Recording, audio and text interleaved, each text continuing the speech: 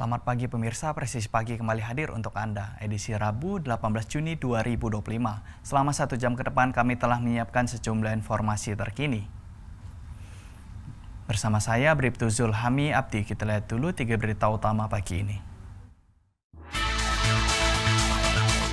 Aparat Reserse Kriminal Polsek Metro Tanah Abang berhasil menangkap dari 2 pelaku penjamretan yang nekat merampas ponsel seorang pengunjung Gelora Bung Karno, Senayan, Jakarta Pusat saat tengah jogging.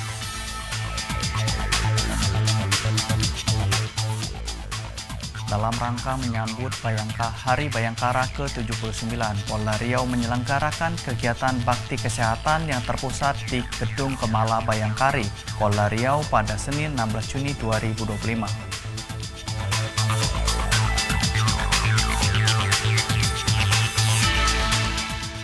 Dalam rangka memperingati Hari Bayangkara ke-79, Polda Sulawesi Tenggara melaksanakan kegiatan bakti kesehatan yang dipusatkan di XMTQ Kendari.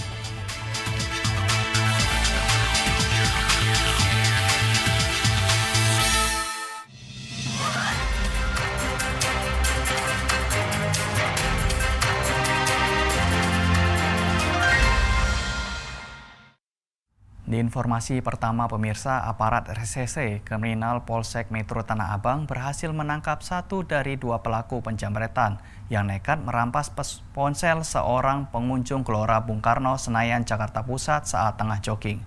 Meski pengejaran terhadap rekan pelaku telah dilakukan hingga ke rusun rumah kawasan Cakung, Jakarta Timur, sayangnya petugas hanya mendapati sepeda motor pelaku yang telah ditutupi stiker.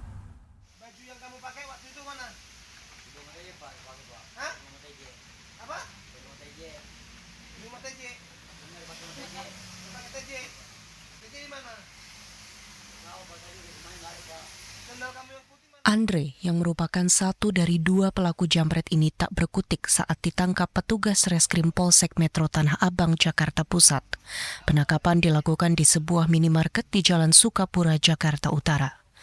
Dari keterangan Andre, petugas langsung melakukan pengejaran terhadap TJ, rekan pelaku, di tempat tinggalnya di sebuah rumah susun di kawasan Cakung, Jakarta Timur. Dari parkiran rusun, petugas mendapati sepeda motor Matic milik pelaku yang telah ditutupi stiker. Sepeda motor yang dipakai saat menjamret itu sengaja ditutupi stiker berwarna hijau untuk menghilangkan jejak.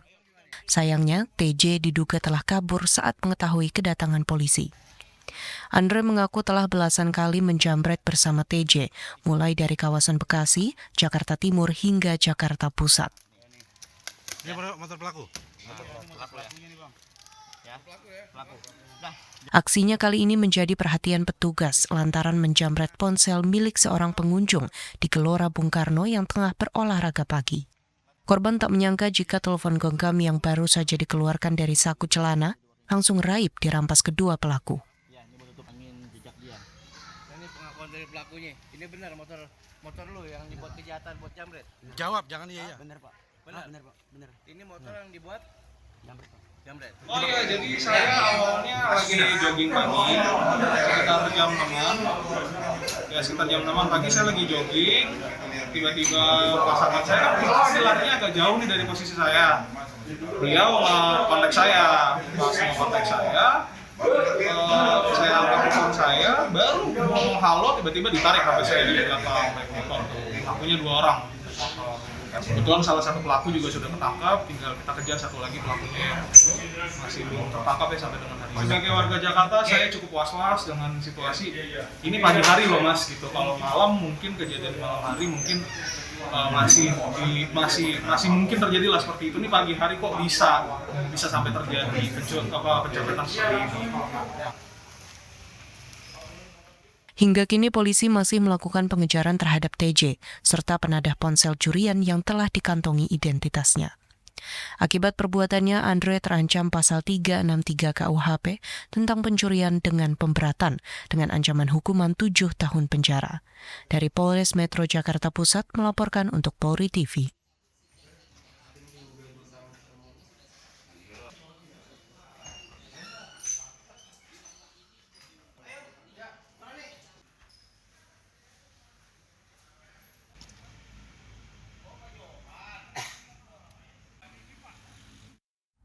Dan pemirsa, TNI Polri kembali berduka. Salah satu putra terbaik bangsa, seorang anggota TNI dari Kodim 1715 Yahukimo, Serka Segar Mulyana, telah dinyatakan gugur akibat dibunuh diduga dilakukan kelompok KKP Elkius Kobak.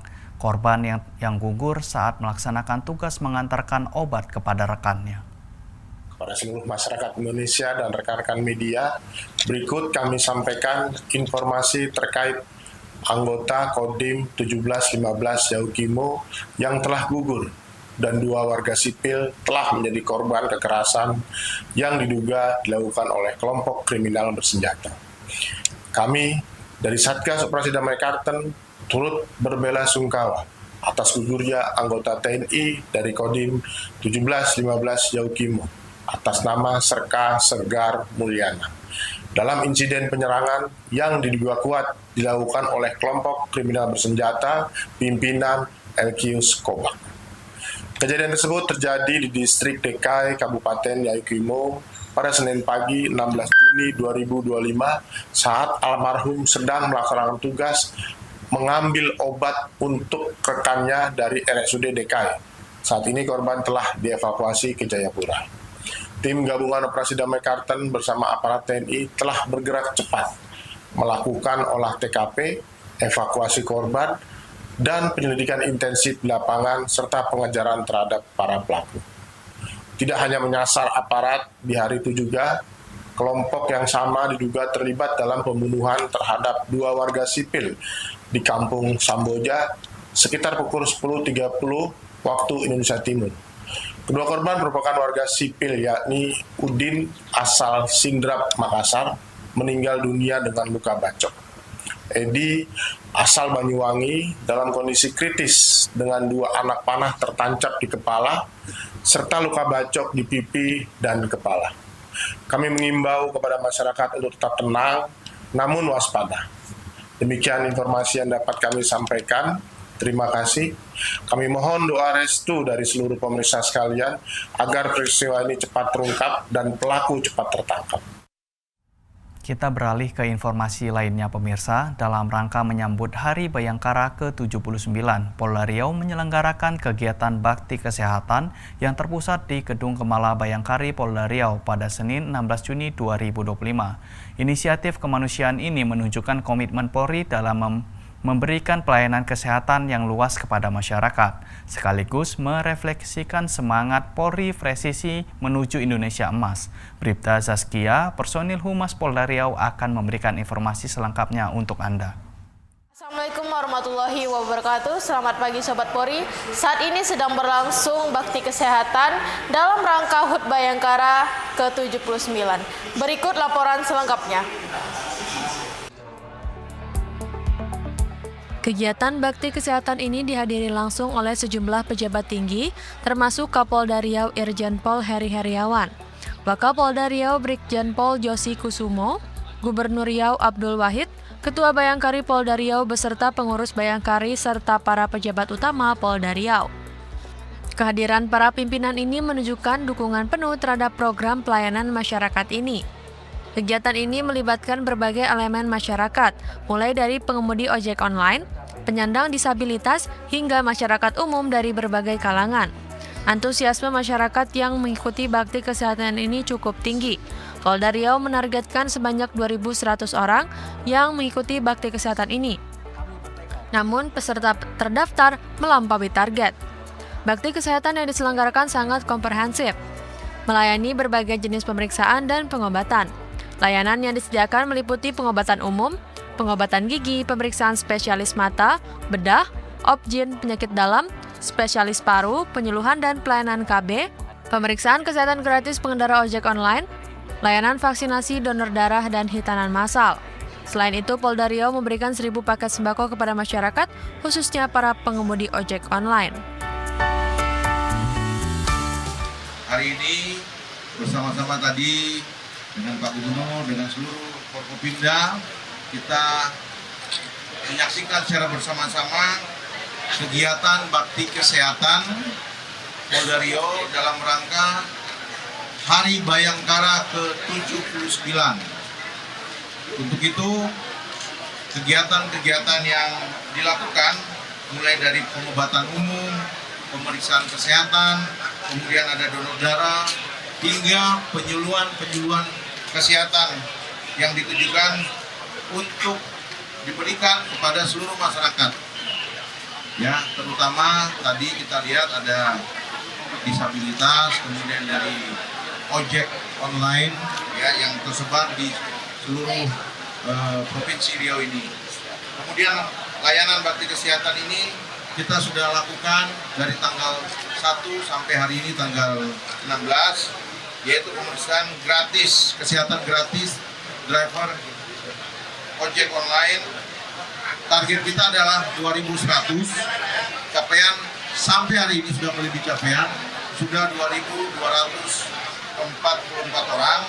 Kemudian ada donor darah, target kita adalah 790, ya ada angka 7 dan 79.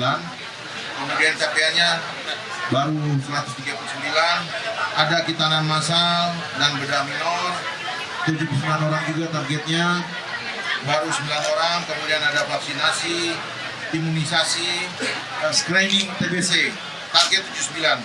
Ada layanan KB, target juga 79, layanan cegah stunting, kemudian ada operasi bibir sumbing dan katarak, insya Allah juga akan kita lakukan menyongsong hari ulang tahun nanti tanggal 1 Juli. Kemudian ada pengobatan umum, target tetap 709 orang, capaiannya sudah mencapai 766.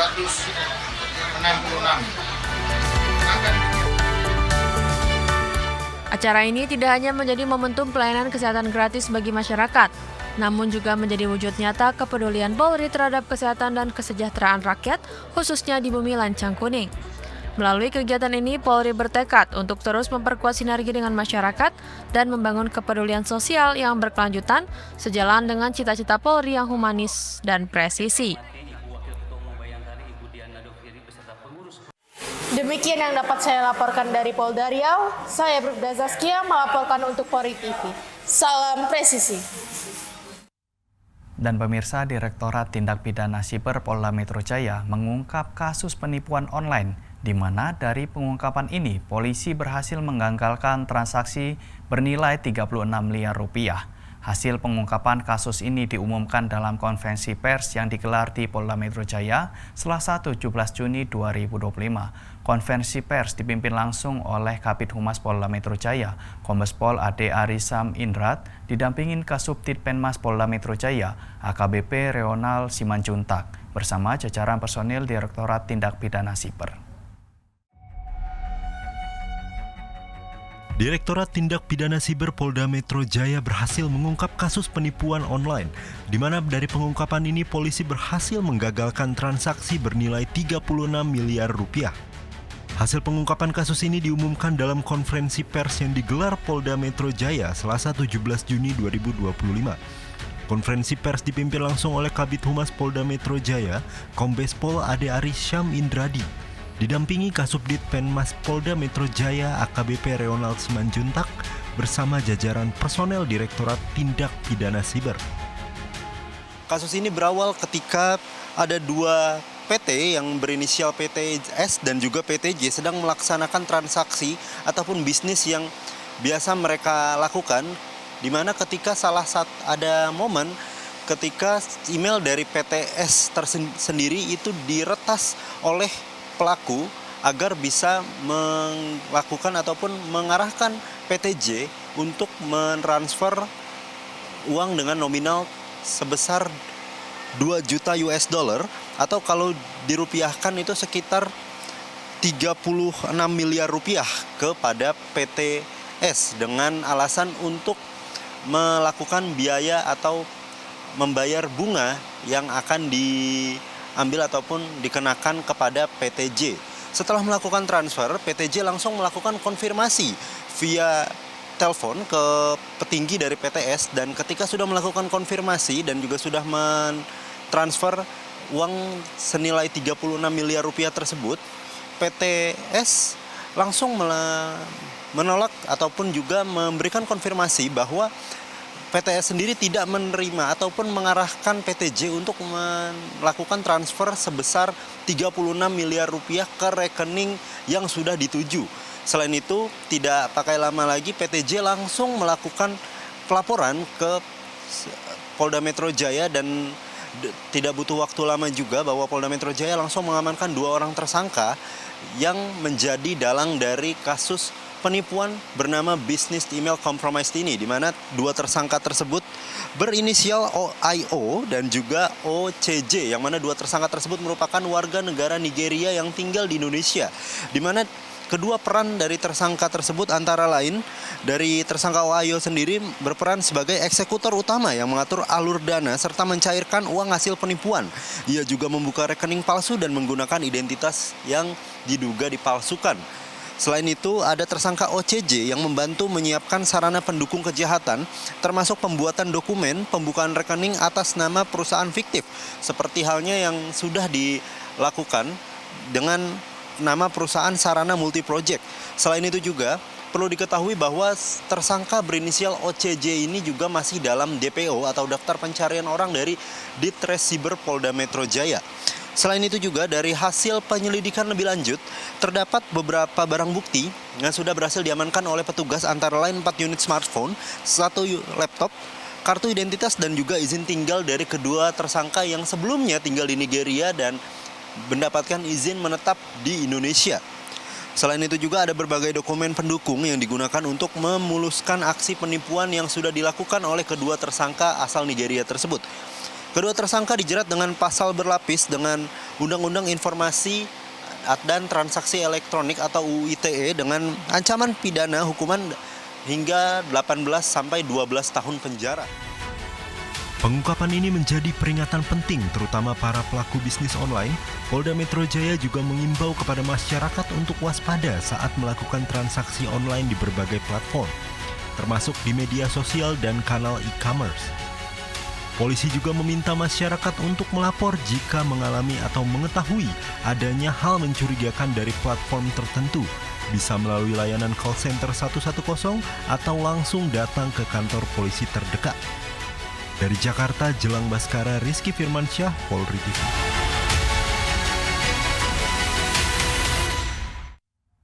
Pemirsa, tetaplah bersama kami, Presisi Pagi akan segera kembali.